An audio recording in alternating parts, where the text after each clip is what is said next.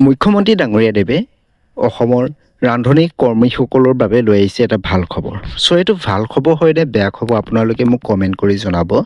চ' মই ক'ব বিচাৰিছোঁ যিসমূহ অৰুণোদয় বেনিফিচিয়াৰী আছে এই বেনিফিচিয়াৰীসকলে ঘৰতে বহি 1250 টকা লাভ কৰে।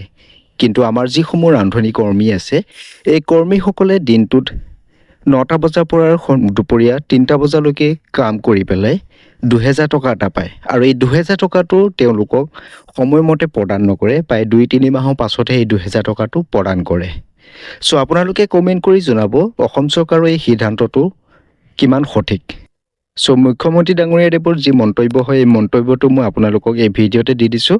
আপোনালোকে কমেণ্ট কৰিব মুখ্যমন্ত্ৰী ডাঙৰীয়াদেৱৰ এই সিদ্ধান্তটো সঠিক হয় নে নহয়। মধ্যাহ্ন ভোজনৰ ৰান্ধনীয়ে তেওঁলোকে আজিৰ দিনত 1500কৈ টকা দৰমহা পায়, 1000 টকালৈকে বৃদ্ধি কৰিছোঁ। অৰ্থাৎ ৰাজ্য চৰকাৰে 500 টকা আগতে দি আছিল, কেন্দ্ৰই 1000 দি আছিল।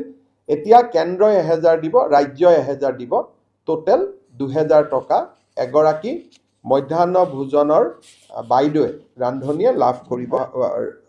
মধ্যাহ্ন ভোজনৰ ৰান্ধনীয়ে তেওঁলোকে আজিৰ দিনত 1500কৈ টকা দৰমহা পায়, 1000 টকালৈকে বৃদ্ধি কৰিছোঁ।